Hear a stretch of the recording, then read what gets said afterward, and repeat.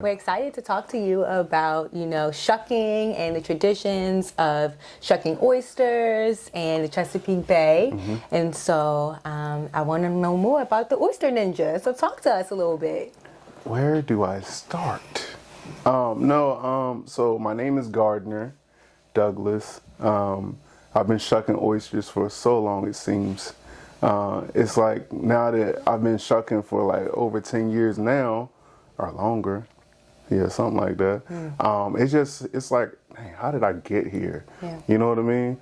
But my dad taught me how to shuck oysters. And it's been a roller coaster ever since then. We started like doing like firehouse parties. So it'd be like oyster and bull roast. And we would go there, set up. They would do like oyster po' boys and pulled pork. And we would shuck the oysters. And, that was kind of like my introduction into oysters.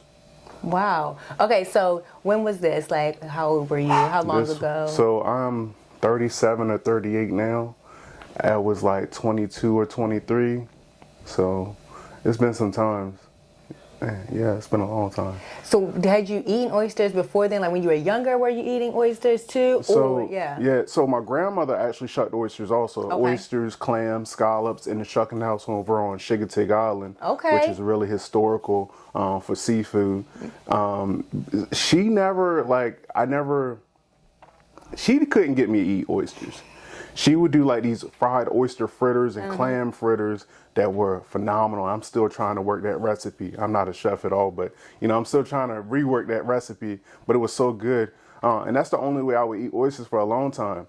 And then I actually tried a raw oyster at the Chigatig Seafood Festival one time, and it came back up. So I just assumed that I was allergic to oysters or I didn't like them, and that was it. But granted, now thinking back, I really wasn't eating them properly, first of all. And then two, it was a texture. So just like everybody, not everybody, but a majority of people, they always like, oh, it's the texture. I can't get over the sliminess. Yo, for real, I ain't even gonna lie to you. I'm not even, no BS, for real. When we was planning this, right, Yeah. I'm like, let me tell you something. Like, I'm ready to go. I'm excited to go. But I never ate an oyster because I'm scared of texture. And I just recently, like, I just started even eating like guacamole. Like, I'm very big on texture. I still can't do guacamole. It's interesting. Yeah. So, like, I was like, I don't know. I'm like, we're going to do this demo, and I'm going to have to eat an oyster. And how I'm going to act when I eat this oyster, what I'm going to do. We normally eating, like, the eastern oyster, or are there other types of species that folks might be eating from the Chesapeake Bay area? So here in the United States, I think we get the 5 species. We get, I know I'm going to leave one out, Kumamoto, Pacific, Virginicas. Dang, I should have started on the East Coast. Now, Olympias. What am I forgetting? I'm forgetting one. Oh, and the flats. We can get all of those here. But majority of people are only eating Virginicas. Okay. So all the oysters on the East Coast are the same oyster. The only thing that makes them different is the body of water that they come from. So the Atlantic Ocean, Chesapeake Bay, James River, up north with the colder water. So that's the only thing that changes the oyster. It's the same oyster. So yeah. Okay. Yeah. When you go to do events, what's the most popular way? Like, what do people normally ask? I only do raw oysters. Oh, okay. That's the only way I do. Okay. Because I like a simple business model. Yeah. I'm not a chef, like I said. Yeah. Raw is good. Mother Nature did the prep work for me. I hear that. I just got to finish it off. Okay, what kinds of events do you do? Like you were saying, you might do pop-ups, or you do some of this stuff at, firehouses. What are some of your favorite places to go? Or what kinds of, events do you do where you might be, shucking oysters and giving them to folks? So what I'm trying to focus on now is like oyster pairings.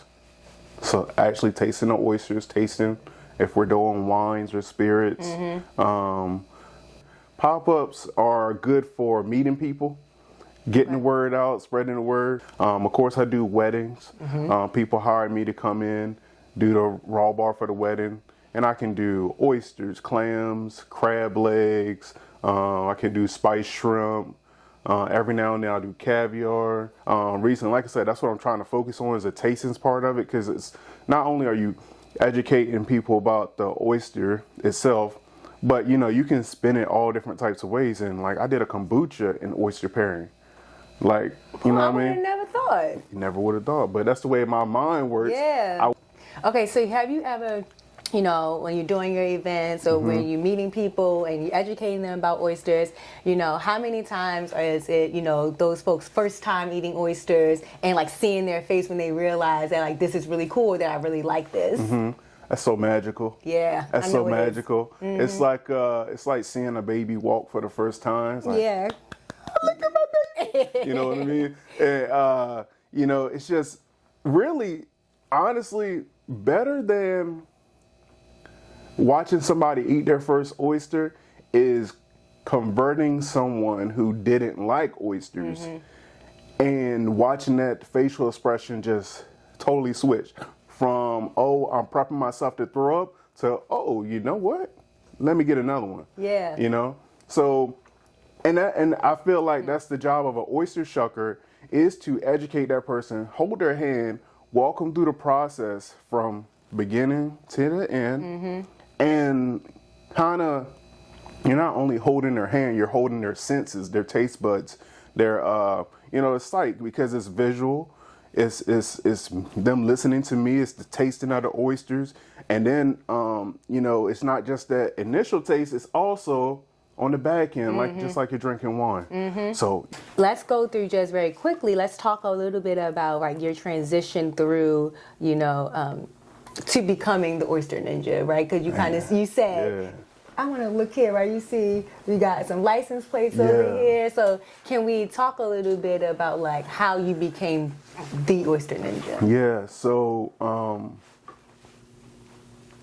I was fresh out of Afghanistan, and I went to Virginia Beach to do this military to manufacturing program. And I just kind of realized, I'm in a great position to really take advantage of doing what I really want to do. I don't have any kids. I don't have any responsibilities. My choices are my choices.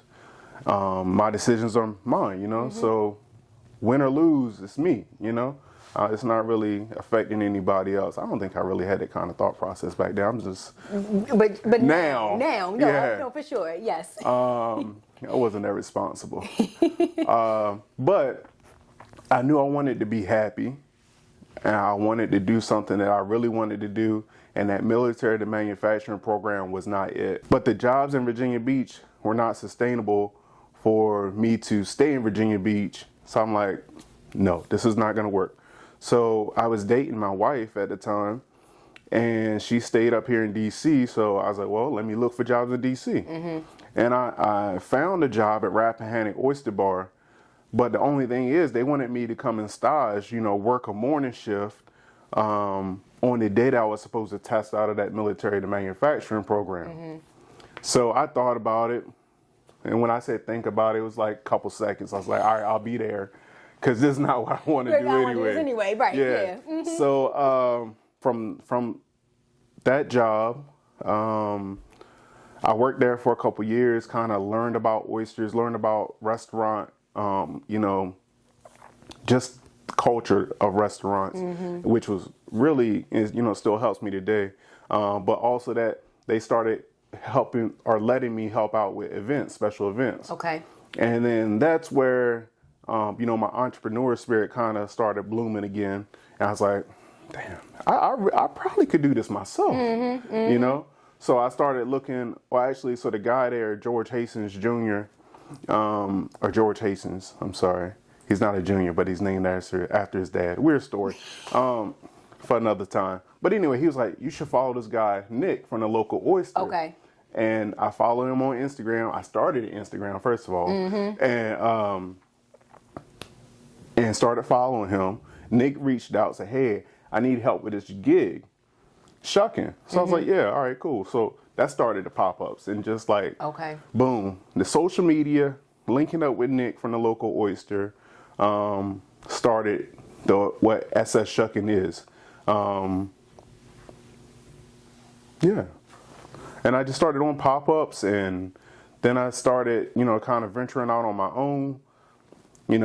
Basically I was selling myself as if I had been doing this for 100 years. I was like, hey, yeah, I can do this. Oh, you need that? I can do that. I do that all the time. Because it's one thing we're going to do is always be able to sell ourselves, right? Hey, like, look. you'll never know that I can't do this, or this, because I can definitely do it. Oh, for sure. Yep. Absolutely. So like I said, I wasn't even really eating oysters like that. But I was saying, yeah, you want to do an oyster and wine pairing? Yeah, I can do that. Yeah, I got that. Yeah, that's no problem. Yeah. And that was, those kind of, those days were great for me. I think, one, because I wasn't charging like I should have been, but it was a learning process. So now, in present day, I know, all right, yesterday's price. Huh. You know what I mean? It's not today's price. It's not today's price. So I learned that, and then I just learned people or relearn people, because the military teaches you a little bit, and then life teaches you a whole bunch. So just learning people, learning what they want. Oh, I forgot a part. A part is I was actually working down at the wharf, Southwest Waterfront, selling crabs. That taught me how to sell. Okay.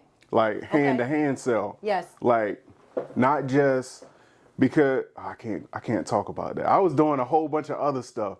I was buying stuff. It's been 7 years, right? Yeah, you could go ahead. So no, I was buying like wholesale stuff, right? And reselling it. But I would just put like a post up on social media, Facebook, and say, hey, I got these for sale, and boom, they would sell. But that hand-to-hand selling is totally different from just putting a post up. Hand-to-hand, you really got to talk these people into buying what you want. Yeah. So you got to learn how to talk to people, learn how to read people, learn how to start high and then go back down. Don't go low, because there's no going up from that. Yeah. So you, I like how you kind of just talked about all of the experiences and like what you got from each of them to bring you to to where you are now. Yeah. I hear you. So where I am now, of course, like I said, the catering, to an extent, like I said, just raw. Sure. Keep it simple. Right. But yeah, and then the podcast took it to another level, because I started learning a lot. While I was working at Rappahannock in the bar, I was working with my buddy John, and he was like, oh no, he had his headphones in or something. I was like, what are you doing? I'm listening to a podcast. I said, podcast? What is a podcast? So he's like, basically anything you want to learn, you can learn. And I don't think I was really searching YouTube back then like that. It was a YouTube university as it is now. Like now that's my go-to professor. But so I learned what a podcast is from there. And then I left that job, and after I had my son, I had to get a real job, because you need consistency. And the oysters were nice, but it wasn't like, I wasn't hitting them like that. Yeah. And it's funny, because I'm leaving so much out. I'm just thinking about the struggles, like starting off with SS shucking, because I left the jobs completely. I was like, I need to focus on this. So you like really stepped out? I stepped out. Yeah, stepped out on faith. Yeah. I knew how much I needed to make a week. I knew how many events I needed. But like what I'm not saying is like how like every morning I had to get up, take my son to daycare, come back, listen to Eric Thomas motivation. Yeah. And like I had a line of caterers that I was hitting up. And I'm giving like a blueprint now, because there was no blueprint for me. Yeah. Like this was even really, so yeah, I'm like, this is before I met Nick, because I met Nick. No, that's not right. Nick hit me up after I left Rappahannock. Yeah, he hit me up to do my first event, because I remember I was staying in the apartment. I'm on the phone like, yeah, let's do it. And I needed money too, so yeah, let's do it. Bet. Yeah. But yeah, just learning the ropes, because there was no guideline. There was no blueprint for what I was doing. And now it's crazy, because I look and like everybody has a overall bar. I'm like, man, look. You're welcome. They ain't you. They're not. And that's what I tell my wife. I'm like, they can do all they want. They can, and I don't see it as competition, because it's so much work out here. And I can't do everything, and I don't want to do everything. Right. But a lot of the guys, or a few of the guys that I taught now have raw bars, or mobile raw bars. I'm like, yeah, these are my little babies. But I'm learning from that too. Never mind. Never mind. I can't give everything. I can't give everything. All right. Say something. Yeah. Say something for our dive. I know, right? Yeah, say something for our dive. Leave the people wanting more. Mm-hmm. Yes. We'll cut out all the stuff you don't want. Nah. All good. No, this is great. I'm glad that we started to talk about shucking and about how you got introduced to this world of oysters and the influence that you've had on it in this area. Again, as always, being from Baltimore, being from this region, it feels really good to meet another Black person who's in here, who's handling business, who's, making, they're marking, I want to say, like, who's really just leaving a mark on, this industry because we didn't have it either. That's also what we want to do, is to help the people coming up figure out how they can make a way too. So I feel like we are definitely making some good strides there. Yeah, no doubt. Appreciate you. What a blessing to be a part of this. And I want to say that was like one of my initial goals when I started shucking, was like when people thought about oysters, just in DC, I wanted them to think of me. Yeah. Not a raw bar, not a restaurant. I wanted them to think of, Gardner Douglas. Yeah. And that's that. Okay, Gardner, I see your setup here. Talk to me about what we have in front of us, and I would like to see you shuck some oysters, and maybe we'll try one.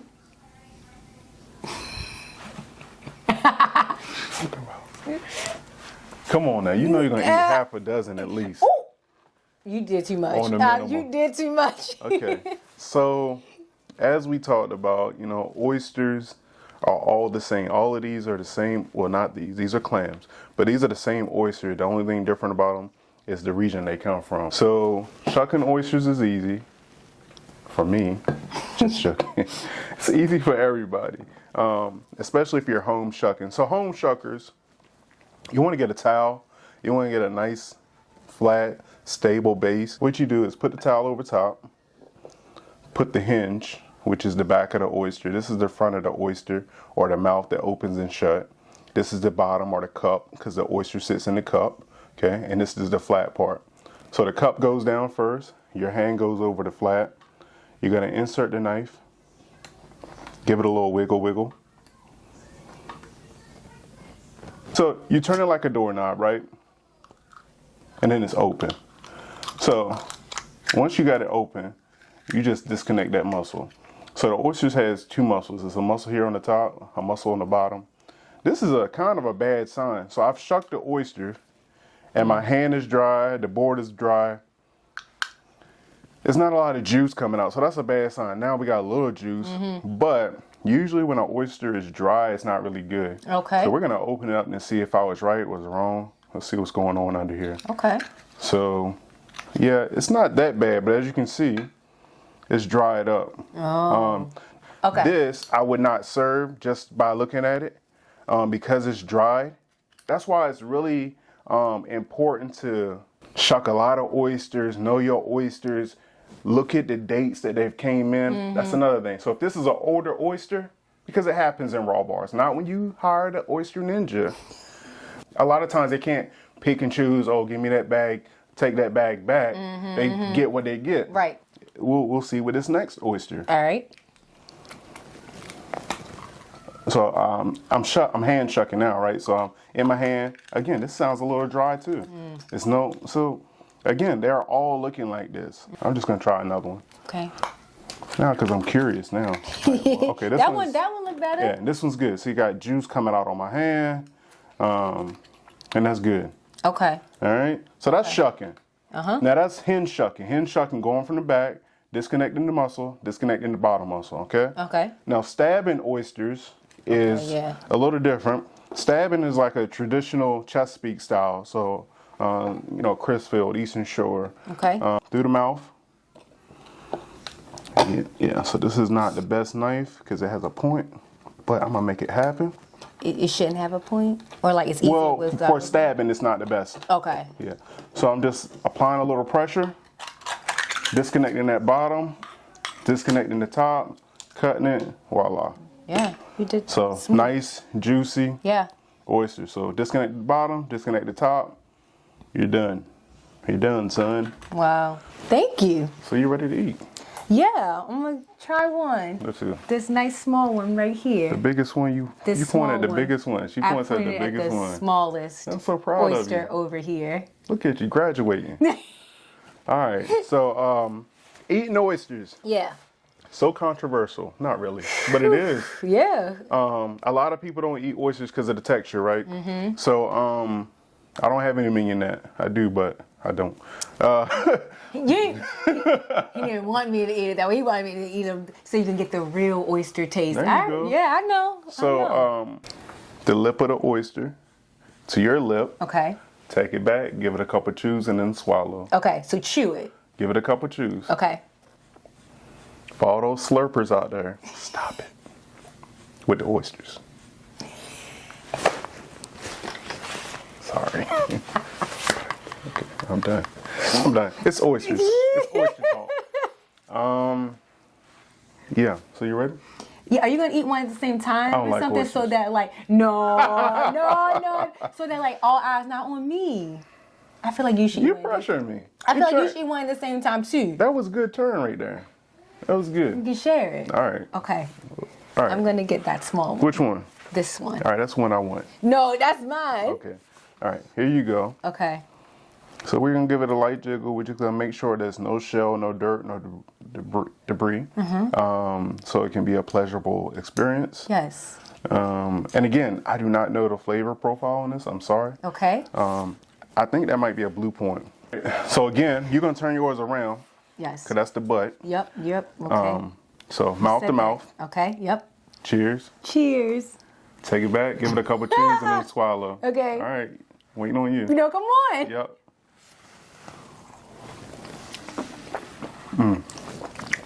It's salty You know, and chewy. it's salty. Oh, yours But is I salty. liked it. Good. Yeah. Good. I ain't gonna lie.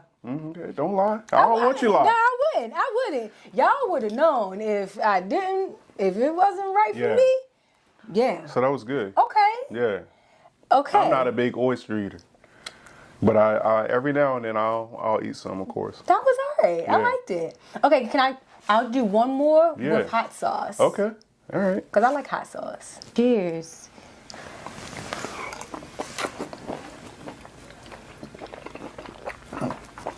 Chew. I see you chew. Take your time. It's gonna be all right. Chew. Keep chewing. Chew some more. Chew again. You can get it down. Here you go. Look at you. I'm proud of you. 'Cause Okay. That was a process. No, okay. You got me there though. No, Yeah. it just was. It was larger. lot of texture. Yeah. Yeah. And so it took a little time, but the hot sauce was a nice addition though. I liked it. Yeah. With the saltiness, it was pretty Yeah. good. This was really nice. Yeah. Now I feel confident that if an oyster is placed in front of me, that I'll eat it. I feel comfortable And at it's least, only- right? And I won't be so. It's only gonna get better. I'm happy that I started the journey with you. This has been great. Okay, now if like somebody wanted to have you come out to their event or to their home for a celebration, how can they get in contact So, with you? thank you for asking. Yeah. Look at me being polite. The best way is to email me at oysterninjaevents@gmail.com. You can follow me on social media at s.s.shucking, shucking.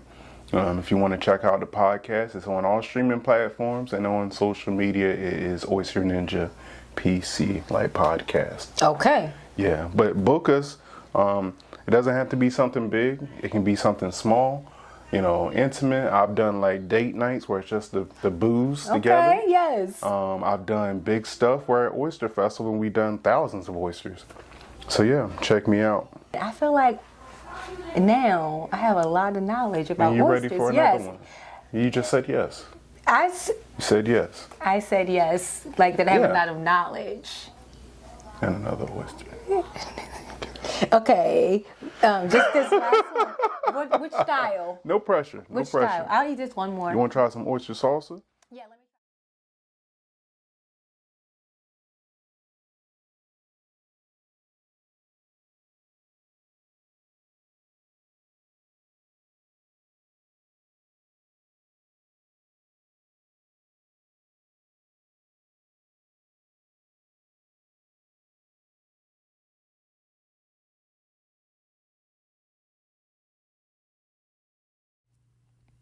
Did you enjoy diving into the world of marine science with BIMS TV?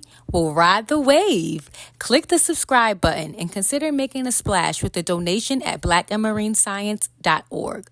Your support fuels our mission to amplify Black voices in marine science. Subscribe, donate, and ride the tide of inspiration with BIMS TV.